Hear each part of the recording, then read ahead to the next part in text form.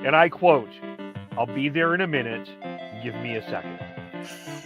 Time is relative, folks. Time is relative. Yes. So, hey, cheers to everybody in the chat. They're a division rival. I don't care how many wins they get. Screw them. That wasn't the take I was expecting to hear.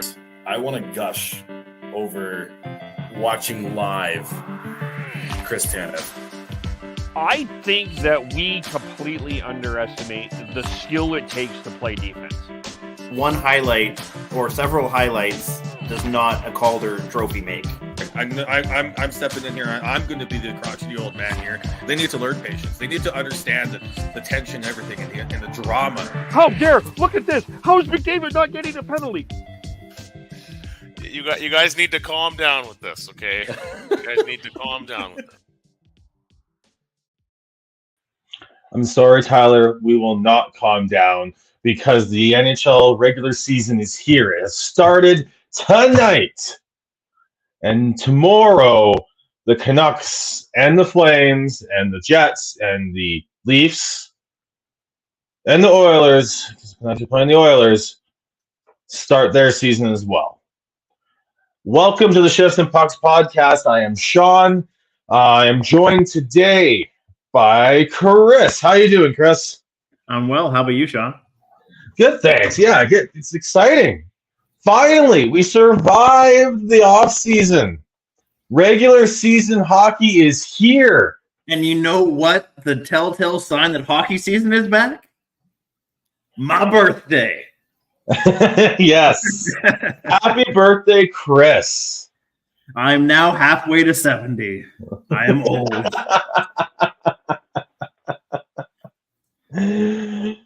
Welcome to the 35 Club, even though I've already passed that. Yeah.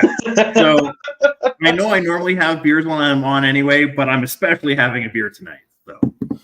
All right. Enjoy your beer. Thanks for coming on to talk some hockey.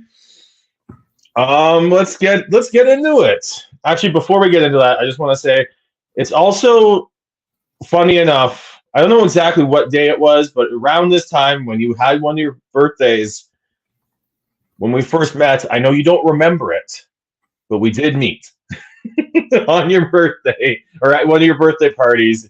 You might have been a little too many adult beverages in.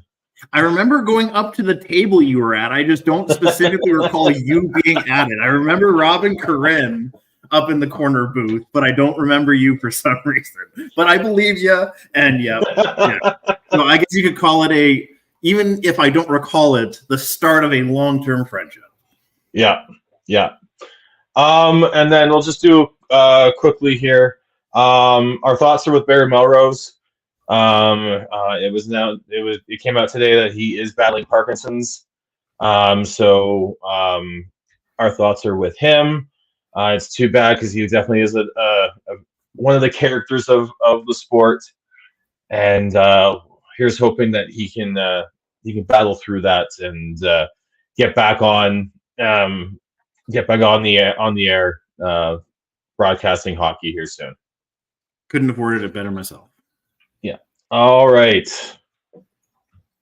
Canucks season starts tomorrow. To quote the 6:50 morning show, hashtag the start. With back-to-back games against the Oilers, and then as well as the second one started. The second game of that is in Edmonton, starting a 5-game road trip to start the season. But we do have some news. They made a trade. They traded a 5th-round pick for Sam Lafferty, who was split last season with the Chicago Blackhawks and the Toronto Maple Leafs. The Canucks made the trade with the Leafs.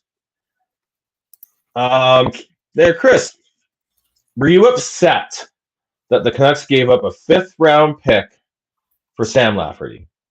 You mean a sweetener?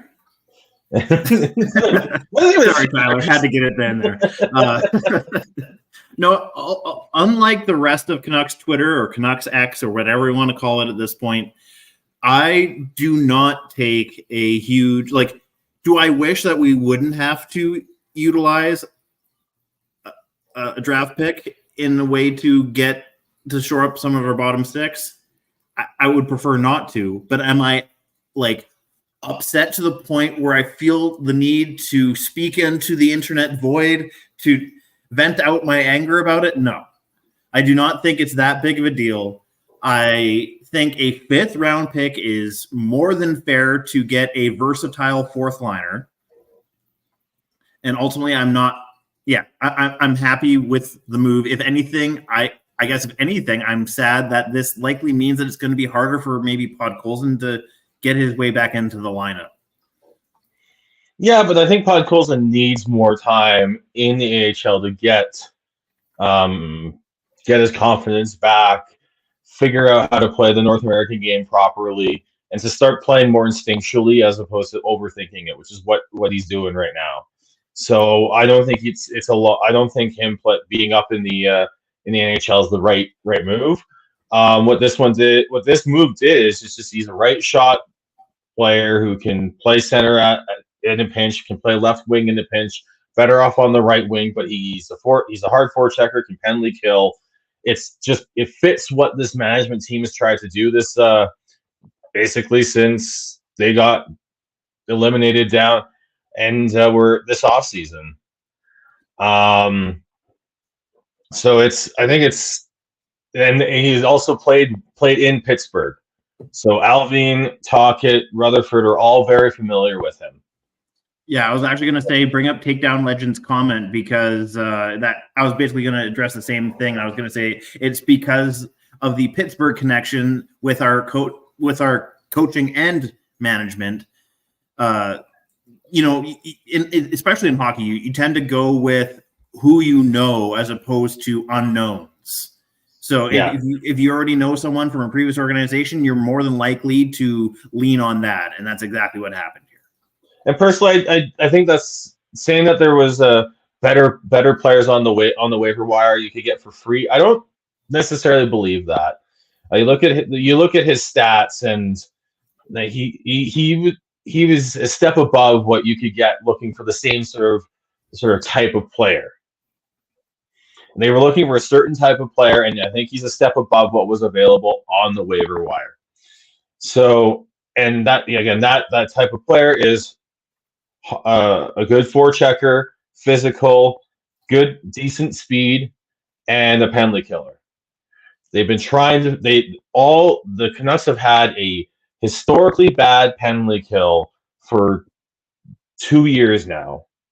And if they can get it to average, that's going to be a massive boon to this team and their chances at making the playoffs. Not just historically bad franchise-wise, but league worst.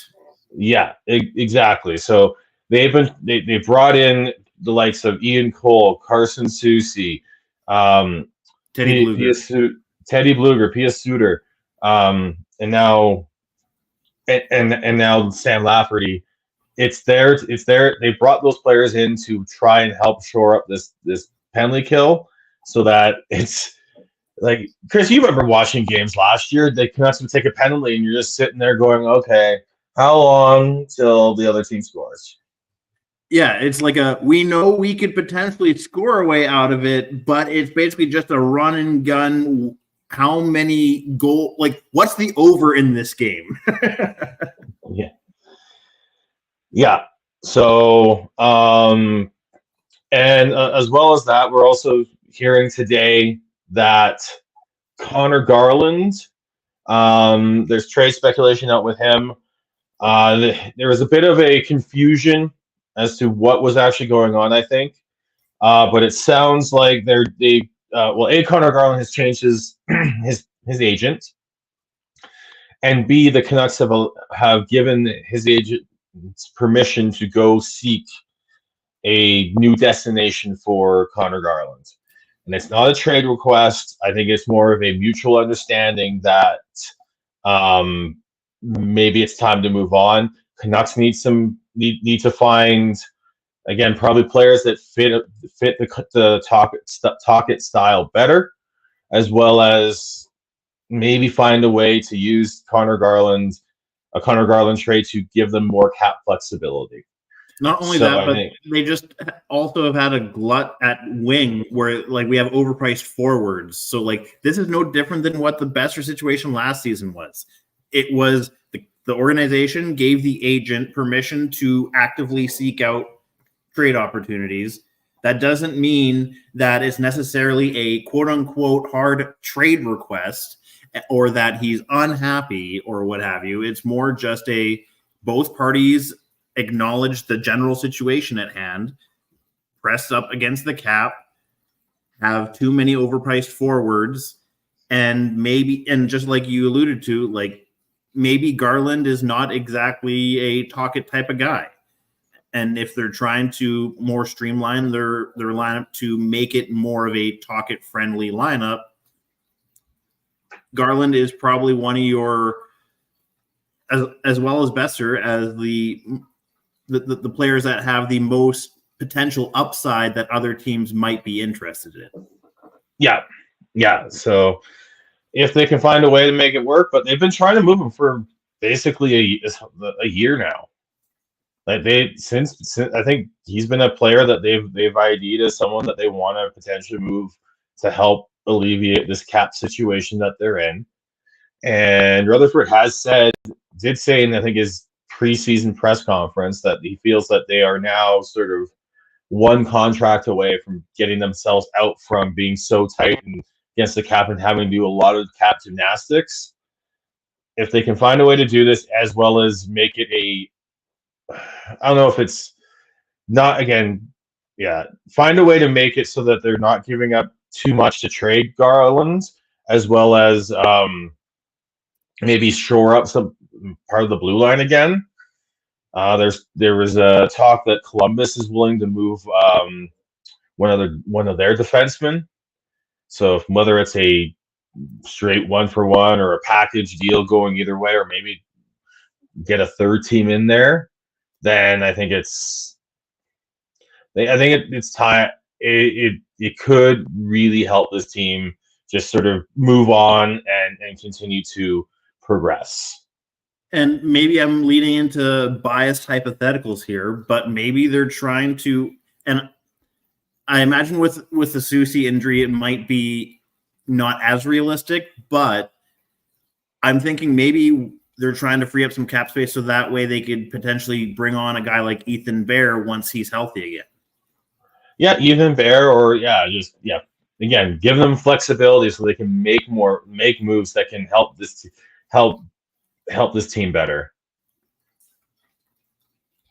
So I think it's it's wait and see at this point. Honestly, I'm also kind of done with this trade speculation. I'm ready to actually talk about on ice stuff. So I really am looking forward to tomorrow when the same three topics can maybe take a back seat to what happens in that game. Yeah, I honestly think what happened today maybe just got twisted in the sense that to me the real headline is Garland switched player agent, and somehow the media decided, if he's switching player agent, then that must mean he's not happy, he wants a trade, yada yada yada, and they just extrapolated from there in the way that the Vancouver media typically always does. Yeah. Well, I think it's just like Friedman said that his agent now has the ability to the permission from the Canucks to go look for a new destination, and then I think it got skewed into there was a trade request, which there wasn't. So yeah, everyone's just trying to basically draw conclusions and connect dots without knowing what the actual way to traverse through that is. Yeah, and I think the big news is that he changed player agents, and the Canucks have been trying to trade him or one of the other wingers for a while now, and I think hopefully they can find something in the next little bit here, because the more if they can find a way to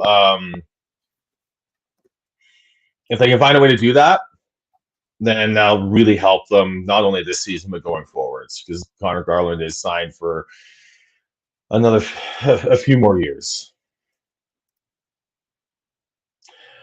All right, and then Chris, you had you've put in our group chat. You put out what you expect the lineup to be, assuming everyone's healthy and not sick. Yeah. And I've been doing that Um, for quite a few seasons where I just kind of like always in my notes app, I always just kind of keep like a prospective Canucks lineup. And as whether trade deadline or draft day or free agent frenzy, start of the season, like I'm always just constantly updating it and tweaking it to what I think the most likely lineup moving forward is. And yeah, at the start of every season, it's one of my favorite times to basically kind of take a good stab at how I thought training camp and preseason went and where I think people line up. Yeah. So what do you sort of expecting the lineup to look like? So as of right now, I have Beauvillier up on the top line with PD and Kuzmenko. And then on the second line, with how the last half of the preseason went, you have to keep PDG up there with Miller and Bess. I'm not sure how long that'll last because Mikheyev is sounds like he's fairly close at this point to coming back in. So whether they throw Mikheyev up on the top line or on the second line, either Beauvillier or DiGiuseppe is obviously going to be downgraded in the lineup, if not healthy scratched or what have you, to make room for Mikheyev. Third line, I have Suter with Joshua and Garland on the wings. And then for the fourth line, I have Bluger with Hoglander and Lafferty. Yeah, I don't think Mikheyev's going to be playing tomorrow. Sounds like he wants to, but I think they want to make sure he's 110% ready. Yeah, especially with an ACL, you don't want to come back too early and then tweak it or have any sort of mishap like that. So I do expect Beauvillier to be on that top line. I expect Hilda Giuseppe to be the left winger on with Miller and Besser until someone else just takes that position away from him. Yeah. When Mikheyev comes back, I expect Olivier to go down to the third or fourth line, and then I think that's when Hoglander's likely going to come out. Even then, I don't know. I wouldn't be surprised if we see some more cap or some more roster moves tomorrow, pre-game to bring up maybe a Studnicka who had a good camp.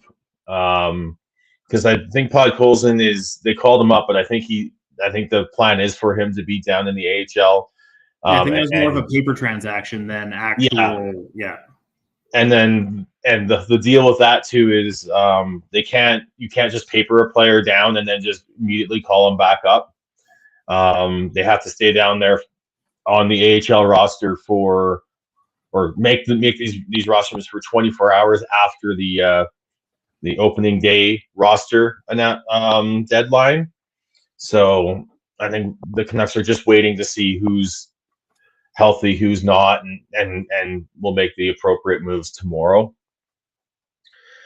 But yeah, I think I expect to see something similar to that going into tomorrow against Edmonton. I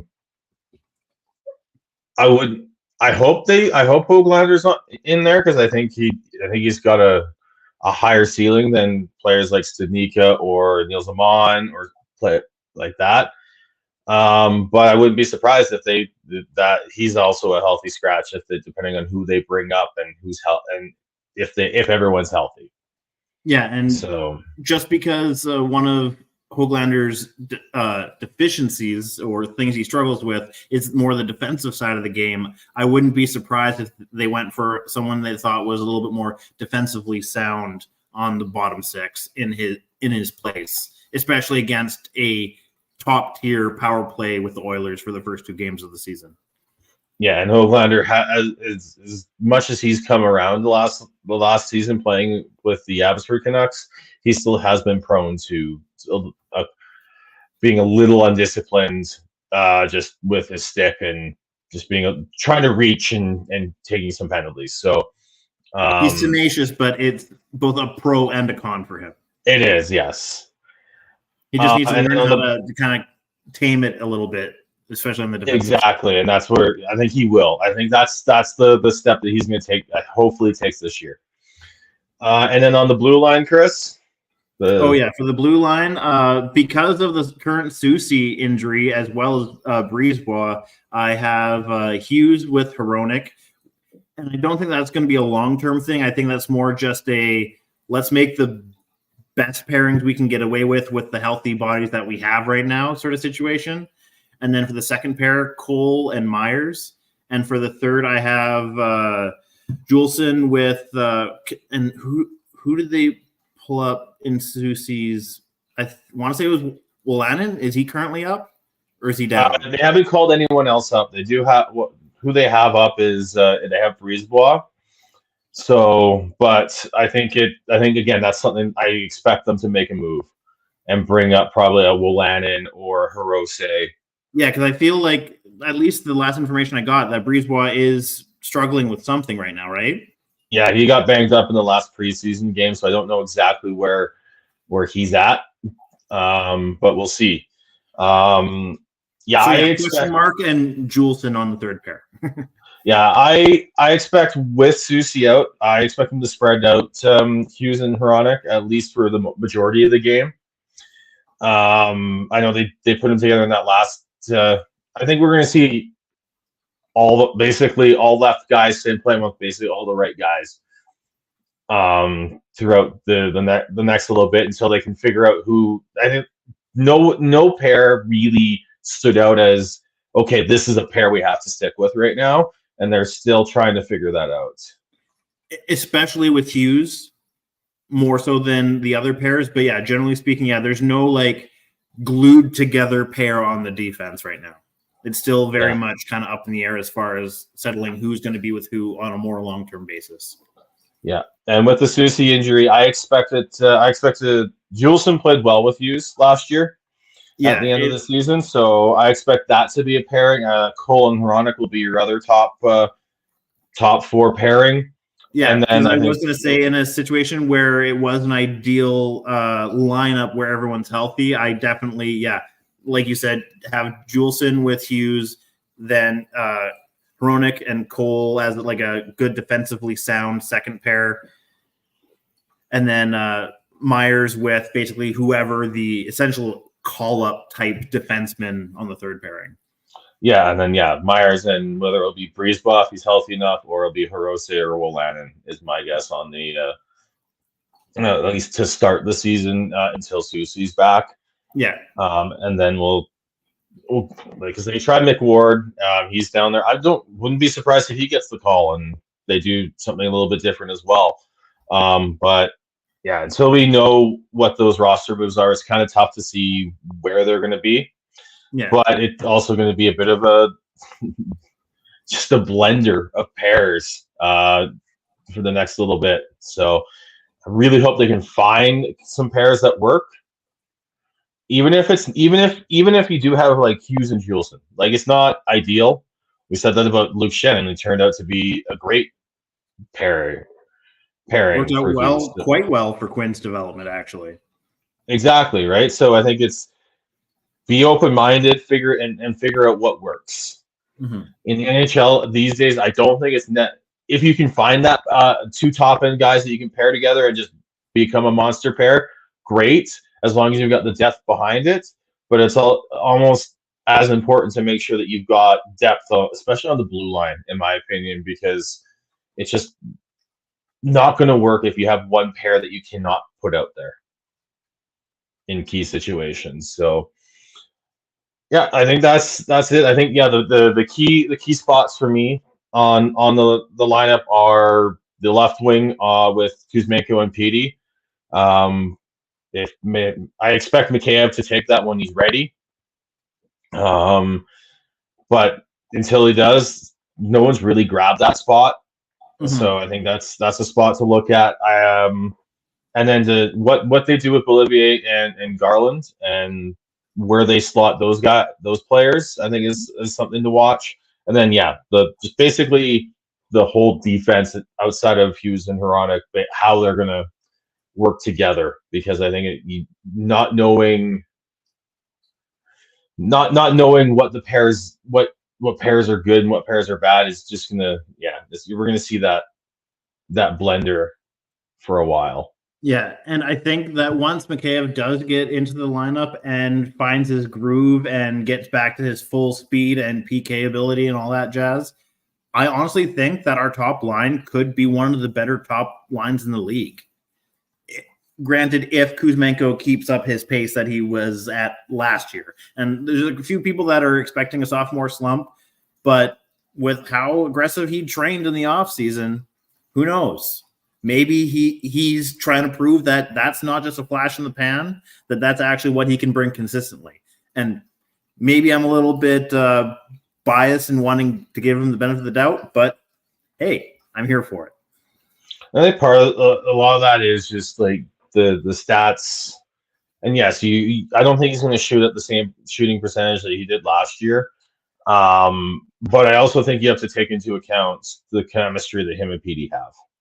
And his ability to find the soft spot in the defense and get those tap-in goals really pads that shooting percentage, even though he's not necessarily shooting a lot. So I think he's a different cat.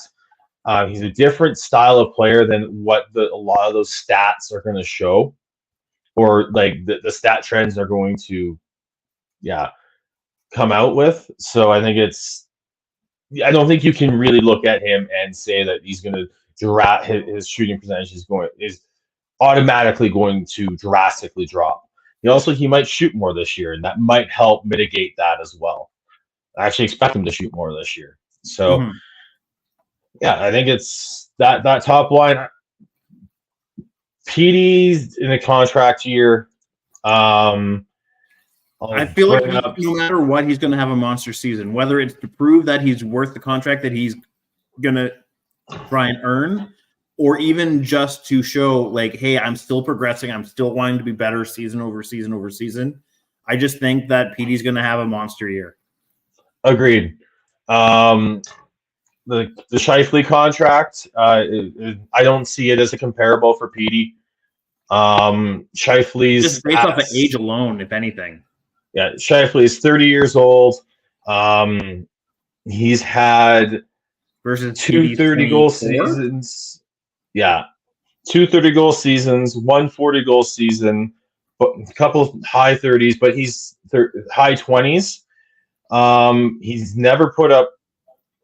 Scheifele's had 2 80-point seasons, nothing in the 90s or the hundreds like PD. And he can talk about how plus minus is a flawed stat, but he's been minus 33 in the past 2 seasons. Oof. So I think it's I don't see it as a comparable. To be able to knock his PD's contract down. Like, will the Canucks try and utilize that as an argument for their sake to try and keep it as low as possible? Maybe. Do I think that it's actually like somewhere where they'll land as a middle compromise area? No. Honestly, I think PD's in the double digits, probably leaning closer to 11 than 10. I think you're looking more at the Dahlin contract than anything else. That Rasmus Dahlin contract where you got 11 million. Yeah. 11 by 8? Yeah. So I think you're looking more like that, and that's still for if PD can be a consistent 90 to 100 point producing for center who can be in the Selke conversation, that's still really good. So yeah, and the fact that PD's shown that he might not be up at the like McKinnon and McDavid top tier, but he's, I'd argue, in the tier below that and knocking in an upwards trajectory. So yeah, I think 10.5 to 11 is a fair number for him. Yeah. All right, Chris, what do you think are realistic expectations for this Canucks team going into the season? I mean, I fully, and I feel like I'm a broken record at this point, but I feel like because of my bias towards the Canucks, I want to say that they actually are going to make the playoffs this season, but that is contingent on things going better than the past couple of seasons. In the past couple of seasons, there's whether it's drama with the head coach or bad starts or you name it, like there's been so much external noise and drama around the organization, whereas I feel the management team made a concerted effort to absolutely minimize as many potentials for noise or question marks as possible. So whether it's captaincy now that Bo is gone, or whether it's the really bad PK where they shored up a lot of really good penalty killers as new acquisitions. Like I think they've done everything that they can to basically quell any question marks or potential for noise, so that way things can actually progress in a positive direction this season. So given that, yeah, I'm gonna say they're gonna make it into the playoffs this year. I don't think they're gonna have much of a chance against whether it's a Vegas or an Edmonton in the first round. They'll probably end up losing in 5. But hey, I will take playoffs over no playoffs after the decade that we've gone through. Yeah, I look at the Pacific Division. I expect Seattle to not have as good a season. Calgary, again, Matt. They're the real question mark for me in the Pacific is whether, like, if Calgary shows back up again, that makes making that wild card playoff spot more difficult.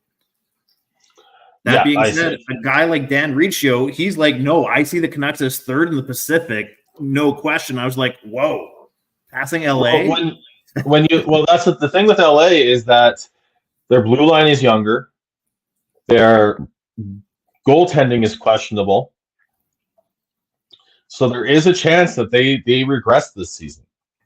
There is a chance that they come back, but given who they have in their forward ranks, I feel like it could be like a kind of to your position on Vegas the past couple of seasons. I feel like if things go right in LA, it actually could go surprisingly great. It's just a gamble. That's the thing. It's hard to predict. Yeah. If they get the goaltending, I think they could be up battling with Vegas for second in the division. If they don't, they could be right on the fringe to even make the playoffs. Yeah, it really depends on the performance of Talbot and Copley.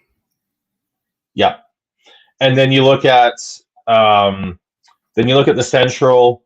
I think there's 3 top teams there: Colorado, Dallas, and Minnesota. I think basically locks to make the playoffs. And then you've got any team that has potential to drop off, it would be Minnesota. But yeah, Colorado and Dallas, I feel like are a tier above. They are a tier above Minnesota, but I think Minnesota is basically a tier alone because you've got Winnipeg, St. Louis, Nashville, and Arizona, who are all sort of just in that. I think you've used this term before, the mosh pit of mediocrity. Yeah. So, and any of those teams could find a way in. Any of those teams and all those teams could miss. There's a chance that we see both wild card spots come from the Pacific. True, but I would say that with the kind of in the same thing that I was saying about LA, like there's enough good players on Winnipeg, especially now that they've kind of quelled their question marks in the Scheifele and Hellebuck contracts. I honestly wonder if Winnipeg might be another squeak into the playoff team. St. Louis is definitely a question mark. Nashville, I'd say, is a question mark. Arizona, I think, could surprise a bunch of people with how well they potentially could do this season, just with all their more aggressive player personnel acquisitions over the offseason. Because I don't know about you, but I definitely didn't foresee them getting as many bigger-ish names that they ended up actually getting, whether you want to talk about Zucker or Dumba or like that sort of like they're like not names that are big needle movers, but there's enough of like I'd argue solid middle of the lineup sort of guys that I think it could accumulate to make a difference. With Arizona, they're going to have what the season that Seattle had last year to make it, where everything goes right. They have a found money 40 goal scorer, the way Jared McCann was for Seattle. But then that could happen, but I don't see it. I see the Canucks battling for a playoff spot. I keep waffling between whether or not they're the last wild card team, the last team not to make the playoffs. I think LA's going to figure it out, and I think they'll be third in the division. So I don't see that being an option for the Canucks. But yeah, I see them right on the edge. And if they get the goaltending from Thatcher Demko, I think they find a way in. And yeah, that's kind of where I'm at. I think they find their way in, and then I think they could be. They actually might be not the last wild card team, but the first one.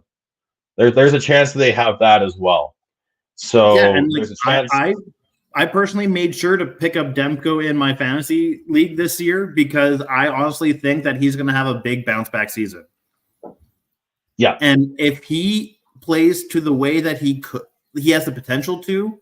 Like if he gets back to quote unquote bubble Demko-esque, and I feel like that was maybe more a flash in the pan, like real, like riding a hot streak sort of situation. But like if he is as good as a lot of the Canucks fans know that he is possible of achieving, like and getting to again, I honestly think that could be the difference that is what makes the Canucks for sure in the playoffs versus a bubble on the outside looking in. The thing with Demko is, and it comes back to what we talked about, the structure and the penalty kill and everything that this team, this management team and the Tocchet coaching staff is trying to drill into this team to make this team is more defensively responsible. I think we're going to see more low event hockey with the Canucks, which is going to really help Thatcher Demko and his stats. I'll do a bit of a tease here. I'll say a bit of a tease here for with Demko and a bold prediction with him for when we get there.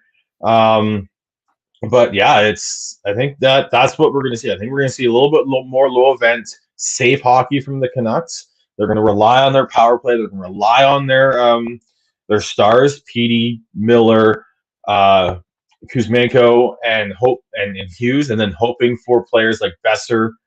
Like a player like Besser to get to another level here, and maybe more time on the power play might help that. Like I think they need to find someone who's going to take Bo's old spot on the power play, and I think if there's anything that could really help Bess kind of regain his shine again, I think a solid power play season for him and getting extra goals on the power play might be that special sauce that kind of helps him make himself a more attractive player again. But yeah, I think the Canucks are going to be right on the bubble to make the playoffs. They basically have had almost everything go wrong in the past 2 seasons. So if they get like 70 to 80% of the things go right for them, and that has to include Demko, that has to include the PK. If the PK is average and Demko plays at the level that we know he can, like there's no reason why they can't make the playoffs with those 2 pieces of the puzzle. Whether or not they get there, that's the other question. But I do like last year I was cautiously optimistic that things were going to turn around. This year I'm a little more guarded, but there's the way that they're approaching the season has me getting closer to the cautiously optimistic again. But I just until I see it in not preseason, in regular season games when it counts, I still don't have that feeling, that true trusted feeling about what to expect from this team. So what we're trying to say is, internet, ask us at the start of December how we feel, and we'll give you a more accurate picture. We need to get ask these first 2 months us first. a week into November. Ask us a month into the season, and I bet you we'll have a better idea. Yeah, for sure. All right. Tonight we had the NHL season started, and the primetime spot was Sidney Crosby and the Penguins versus the Chicago Blackhawks and Connor Bedard. And Sid won that opening face-off like it was like what's the Bedard sucks already. But he made it look damn easy. I'll Bedard take that. Thank you. Yeah. Crosby has a goal.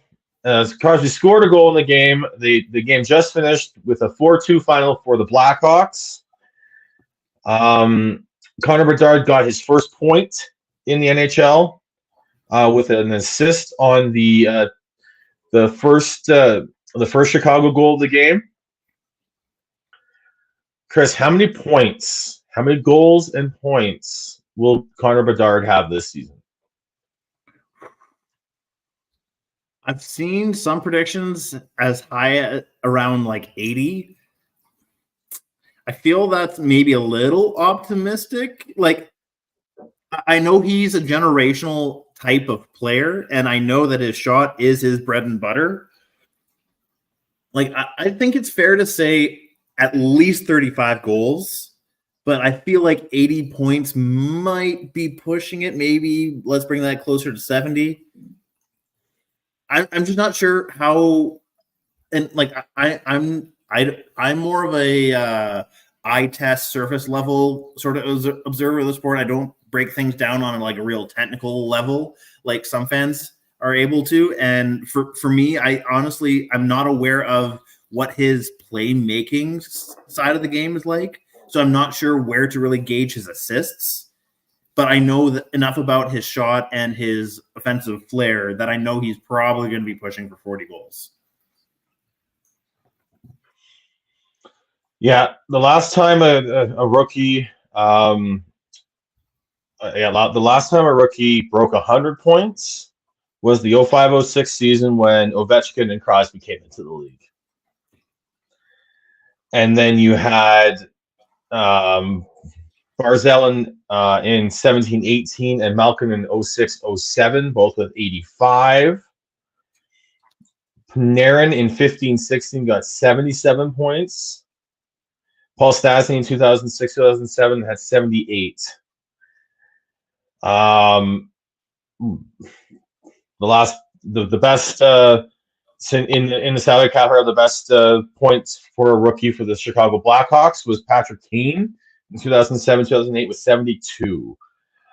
I don't see him hitting 100 points. I think that's as good as I think Connor Bedard is and will be. I don't see him getting there this year. I think he will be pushing. I think he'll get at least 70, maybe 80 points. I think, yeah, he will push for. I think he will be in the 30 to 40 goal range. I don't think he's got the supporting cast around him in Chicago to get to 100. And I think it's just not going to. It's not quite there, but he will get to 100 real quick. Oh, for sure. Just maybe not his first season. Not his first season.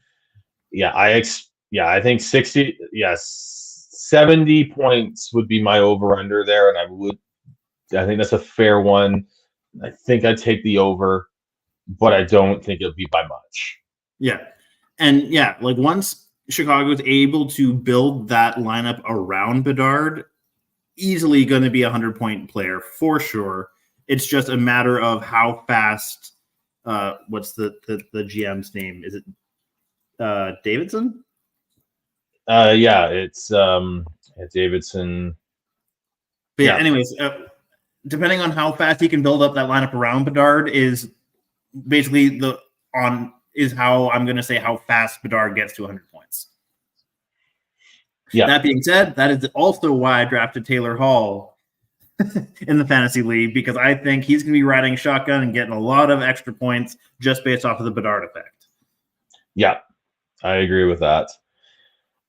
And then predictions for the NHL season here, Chris.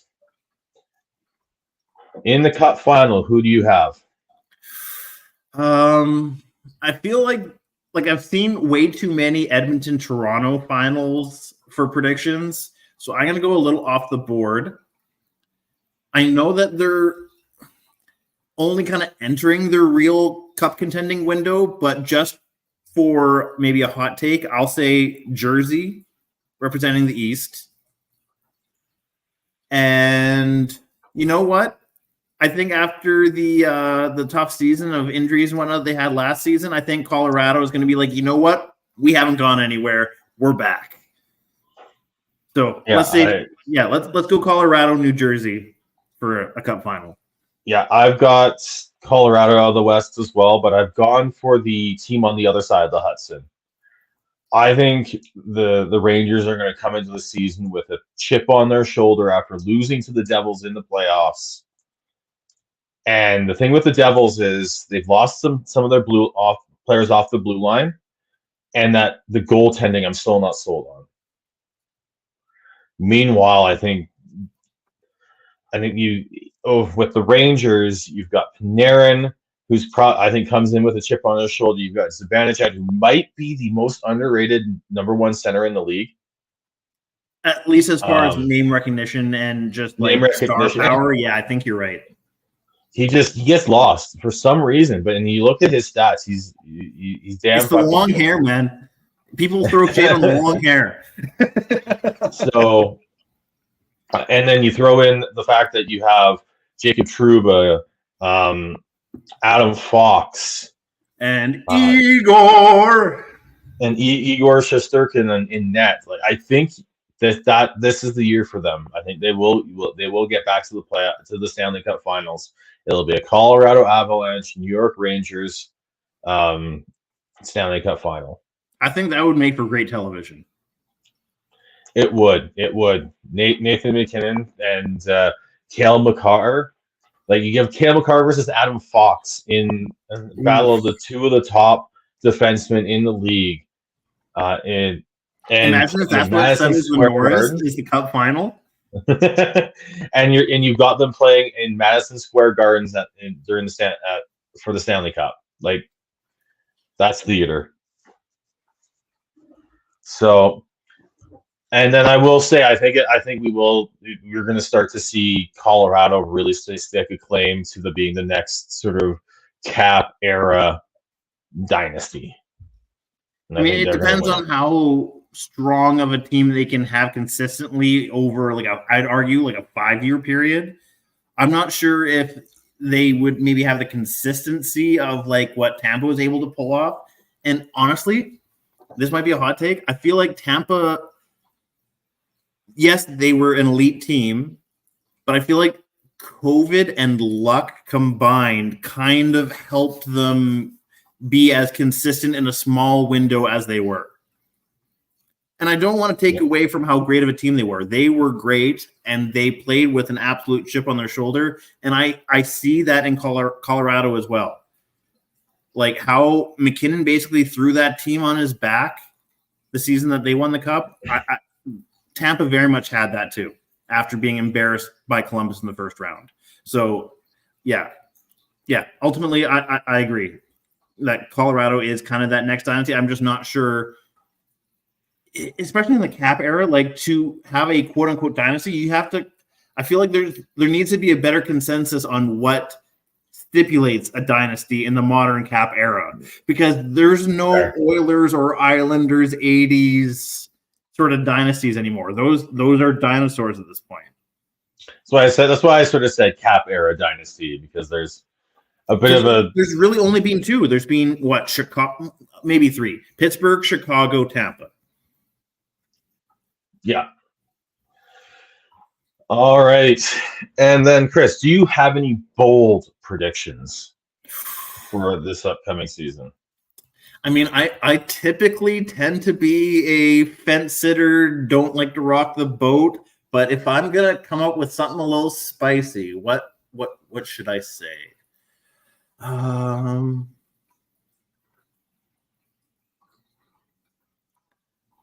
Like I'm not good at being creative, especially when put on the spot. But I feel like just even saying that New Jersey's going to a cup final, like yes, they're a hot up and coming team, but I think to say that they are going to be able to keep that fire going and to make it to a cup final, I feel like that is probably about as bold as I can maybe push myself to get.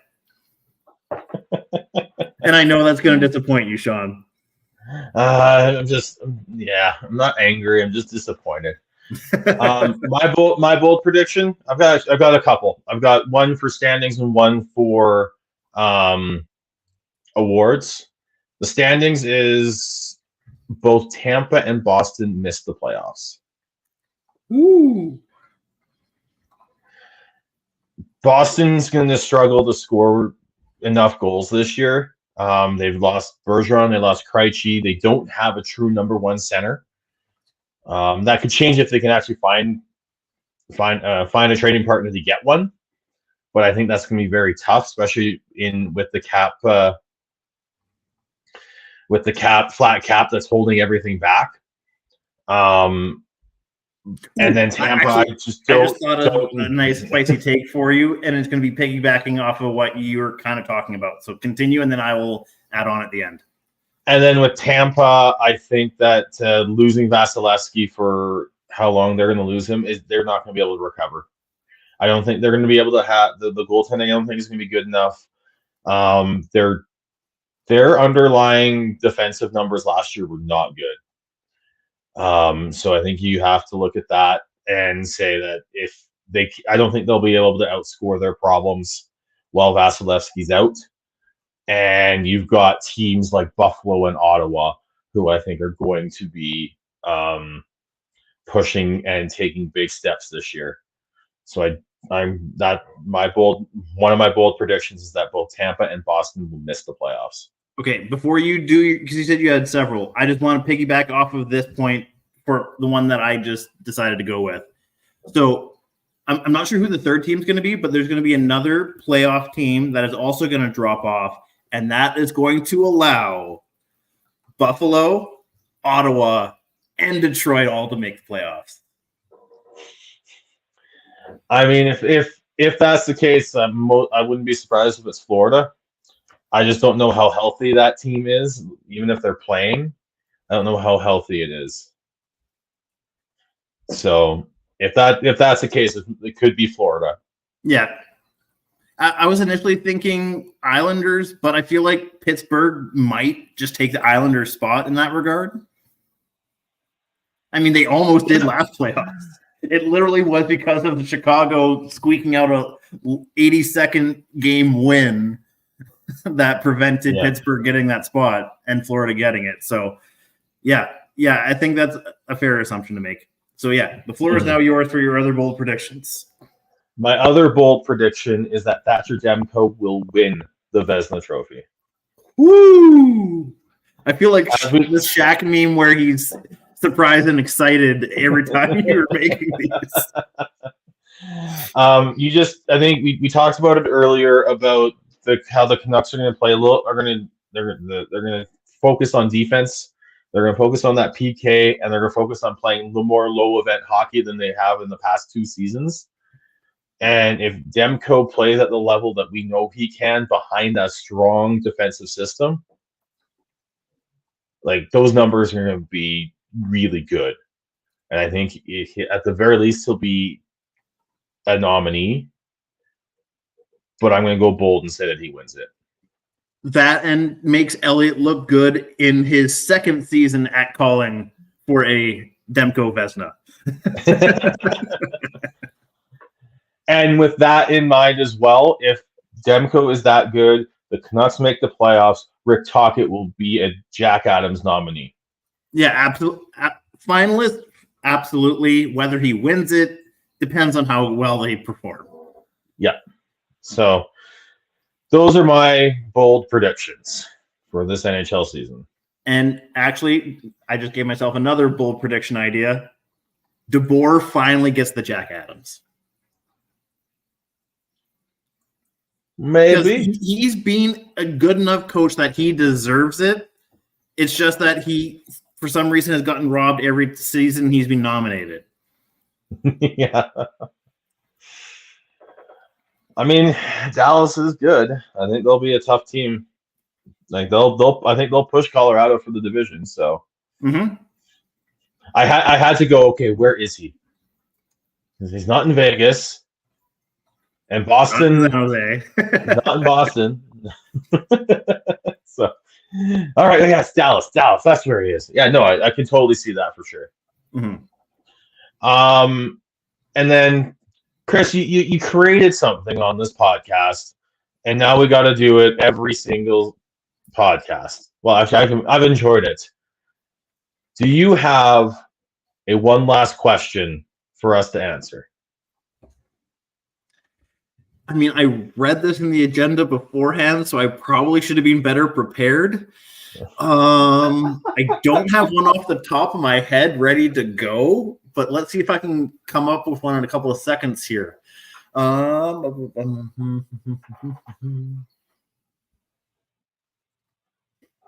I'm horrible on the spot. Dead air. I might be able to come up with something while you fill some airtime, but I can't come up with something while everyone's waiting on me. Oh God. Let's see here. All right, actually,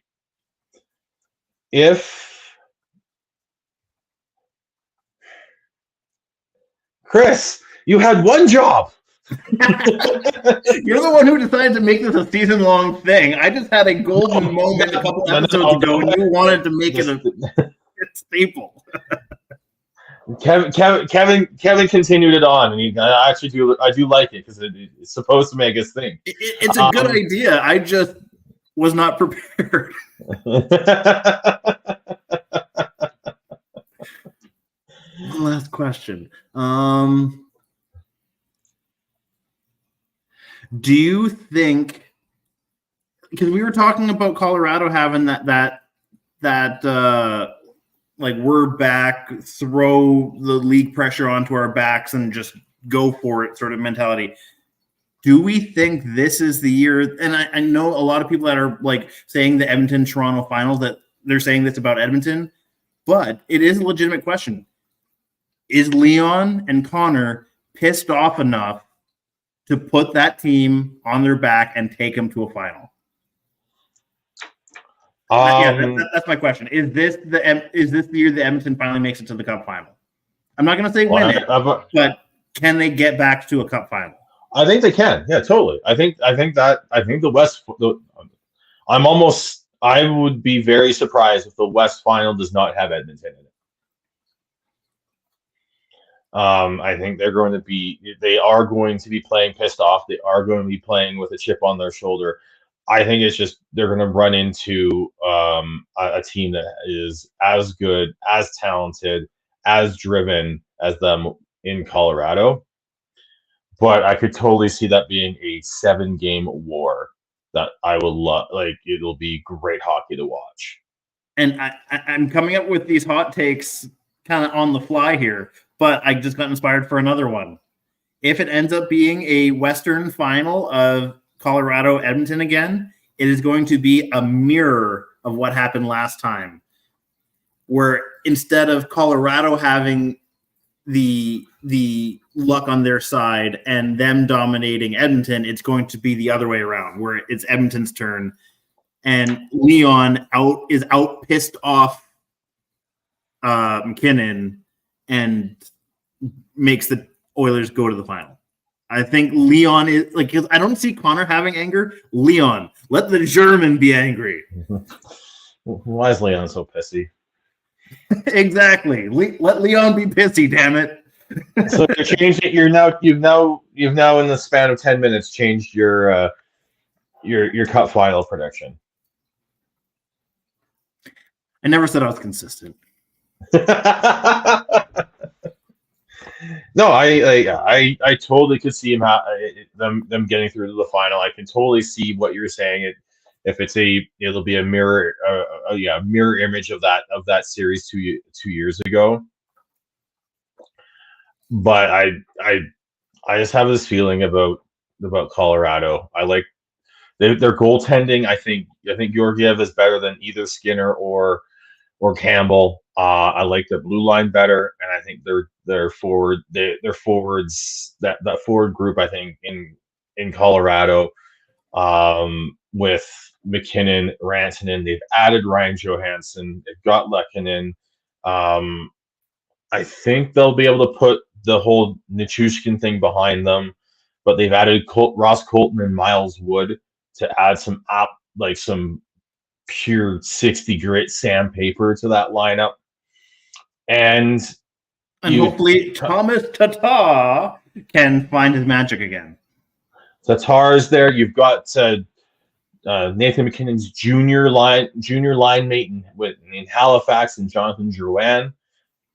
If he can find his game with McKinnon, watch the fuck out. Yeah, I honestly wonder if Drouin is in for a huge comeback, like I'm back and I'm a name in the NHL type of season. And that's not including potentially, depending on where he's at, if Landeskog can come back, he'll be fresh and ready to go for the playoffs. Yeah. So, I think that's a fair hot take. That's a fair swap of your cup prediction there, Chris.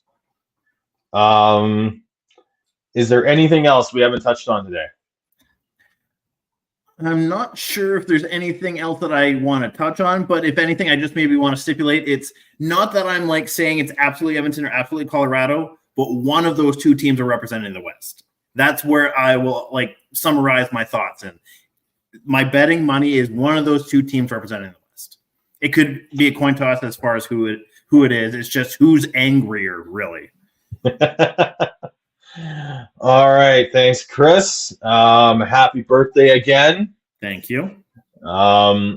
Let's I think I don't know for sure, but I do know where Kevin does want to have a podcast on later on this week, more focusing on the Flames. So hopefully we'll see you guys then. How do we follow you there, Chris? So unlike other people on here, I haven't changed my handle, but I've always been at Schneid's on almost every form of social media that I have. So you can find me on whichever platform you choose at SCHNEIDZ. I am Bearded Connect 03. You can follow Kevin at KEVOLE. Tyler is at TNOBLE.